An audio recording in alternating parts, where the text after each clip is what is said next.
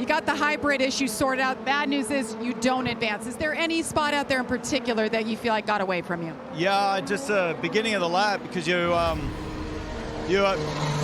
quite have enough damp in the front tire. I should have slowed the middle a bit more and just carried a bit too much in the middle, hit the throttle and just pushed out to the wall, had a lift, and I mean, that was easily enough time to get through. I missed out by less than a half tenth, so oh man, you can't leave anything on the table in this series.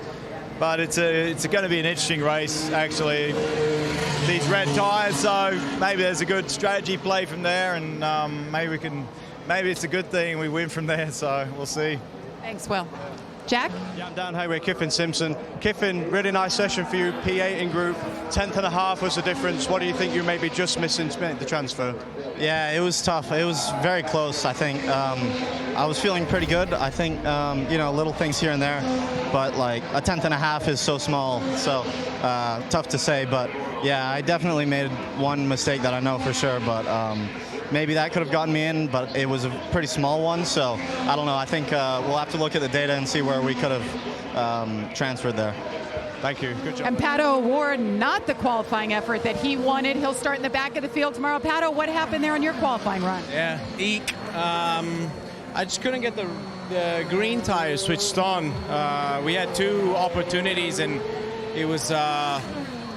I don't have an explanation for you, really. It was just a really tough lap to get together, and it obviously it's not ideal for tomorrow, but we'll have our work cut out for us, and we'll see if we can make our way and get some solid points tomorrow. I know he'll put on a show. Coming from the back, Will. He's the reigning Indy Next champion. He's also going to be starting the highest position of all the rookies in 16th. Louis Foster, tell us about your first NTT INDYCAR qualifying session. Yeah, it was good. I think we made a lot of progress from practice 2 this morning. We're definitely struggling with the car a little bit, but the 45 crew's done an amazing job. It's a great weekend so far. I mean, tomorrow's going to be a big day for me, a lot of new things. So, yeah, take it one step at a time. But, yeah, I can't ask for much more than be top of the rookies. Thank you, Louis. The 3 Rayhall Letterman Lanigan drivers and miss from advancing by less than 100th. That's frustrating, but how encouraging is this start? I think very much so. If you asked me yesterday night on how after we rolled off the truck on how tight it would be to get through, I'm happy. I'm mainly happy with the progress that the guys on the 30 made on the F-Tech 30 Rayhall Letterman Lanigan F-Tech Honda. To miss it by that amount, that's a lap of fuel, that's a whisker, right? So it's tight. Happy. It's a good solid baseline for us to start here, and looking forward to getting at it tomorrow. Mid-pack start tomorrow. Defending series champion will roll off 8th tomorrow. I saw you shaking your head, a little frustrated. What did you need handling-wise just to make it to the Fast 6? Yeah, just a bit frustrating. We had the fast car since practice 1, also Q1. Just couldn't put all the pieces together now in Fast 12. So yeah, just got a little bit traffic here and there and couldn't advance. So frustrating, but the good thing we have a fast car. That number 10 DHL Honda car is fast, is quick. We just need to get everything together in the race. But yeah, looking forward to tomorrow. Thanks, Alex. We'll see you tomorrow. Thank you. Jack? So close to transferring. What do you think you might have just been missing to make the cut? Yeah, it was really just getting that first lap on the green sidewalls. You know, that's been the key this weekend, which we've noticed right off the bat. So, you know, I'm bummed. We've got such a good car. This PPG car's been fast from the word go. Team Chevy's done an incredible job. So hopefully we get a Team Chevy car, one of our teammates here in the pole contention. But we got to focus on tomorrow now. You know, 10th's it's not great, but it's not terrible. So we've got a good starting spot. I know our car is really good. Just want to have a good, clean race. Of course, I want to be up front, and I want us to win the thing. You know, that's my ultimate dream for tomorrow, but we need to get points on the board. We need to have a good, clean day, and I think if we can do that, we're going to leave here pretty happy. Thank you, Joseph. Scott Dixon ends up 6th. He'll roll off 6th tomorrow. Scott, a lot of talk just about this new softer tire, something similar to what you guys ran in 2023. But what are you thinking now looking toward the race and how that could impact the strategy? Yeah, I think even what you saw from qualifying, there was a lot of unknowns. You know, we went conservative. We ran 2 sets of softs in the first Q1, which, you know, at the end of Q3, I had no new ones left, and we were the only car that didn't. So unfortunately, you know, I think we would have had a lot more there. But that just shows you that not everybody knows where they're going to go. I think ultimately, on paper, you can do it in a 2-stopper, no problem, fuel-wise, but I'm not sure. And kudos to Firestone. You know, they don't typically want to make a tire that degrades because they can make better ones.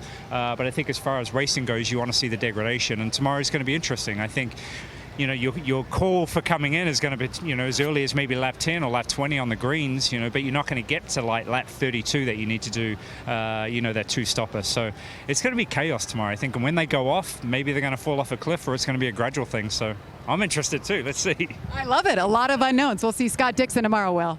Qualifying session with the brand new team. It's now your best starting position in St. Pete. That's got to feel pretty awesome, right? It does. It's also a little bit of a bittersweet feeling because I think we used a set of alternates compared to the rest of the guys in the Fast Six. But at the end of the day, you don't win the race by not getting into the Fast Six. We needed to focus on a good qualifying position, and we did. And we executed. I made a mistake on my last lap in the Fast Six. I think we could have been third, so that one hurts a little bit. Armstrong, quite a debut with Meyer-Shank Racing, third time in the Firestone Fast Six, but there was more available?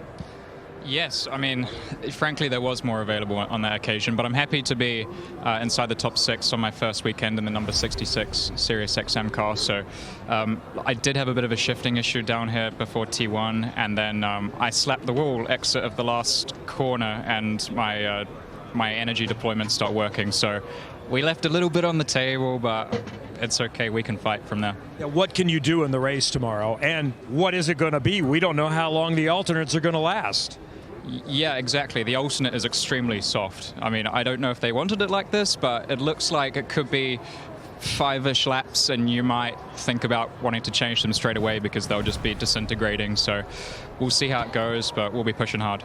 It's going to be challenging for drivers, Will, but it is going to be fun for us watching them trying to hang on to those alternates. There's a lot of people in the grandstand wearing Swedish shirts. What does this support mean to you in not your homeland? No, it's cool. Every year here in St. Pete, it seems to be a favorite for the Swedes, and it's growing and growing. We have obviously another Swede in the series as well, and no, it's great to see. I love to be here every year. It's super exciting, and great qualifying result. It was P3. We'll take it. I don't know if I could have got the pole. I was on my second lap, but then I think I accidentally hit the pit limiter. I have to see what happened, but the car just kind of died. But anyway, it's a really cool day for Meyer-Shank Racing. We're P3, P4. We got Shinedown on our car this weekend, one of my favorite bands when I grew up, so that's pretty cool as well. And yeah, hell of a start of the season. And then moving towards the race, your warm-up, I've heard the soft tires, very high in degradation. Any early indication for that? Yeah, I mean, I think it's going to be hard to do a stint on those. Obviously, practice one is a bit more daggy normally than warm-up in a race, but yeah, I think it's going to be a challenge. Even the blacks, to be fair, like they seem to fall off a bit, so it's going to be a different St. Pete compared to last year. I think our setup should be pretty good on the long run this year, so I'm really excited to see what it's going to be over 30 lap stints. So yeah, but I think have a hell of a shot. We're locking out the second row with Marcus, so really good day for us. Congratulations on the front row tomorrow, but that was eventful. Take me through round 1, round 2, round 3.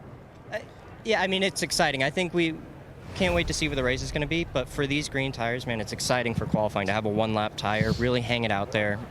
It's a hard thing to do. It's a hard thing to get every corner right for one lap. And it's really inside the cockpit. It's just kind of like a guesstimate. Like, oh, I think I can brake here, and then I think I can roll this much speed.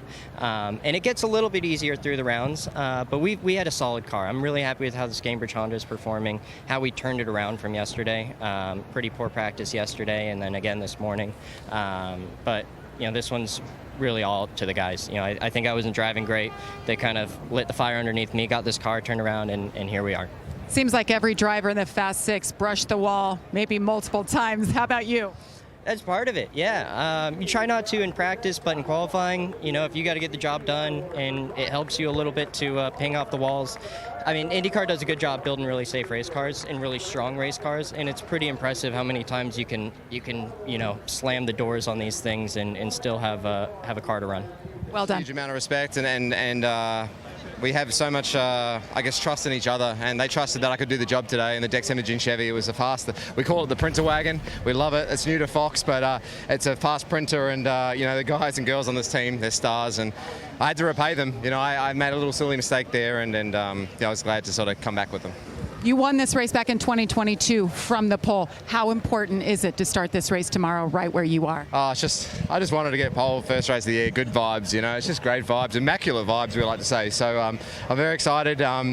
Great spot to start, and we'll do what we can in the race and see how we go. But really proud of everyone at Team Chevy, everyone at Team Penske in the off-season. It's hard to keep doing this, keep being fast, and there's a ton of respect and competitiveness down the pit lane. So to continue doing this is amazing. All right, Scott McLaughlin will lead the field of green on Sunday. A sensation.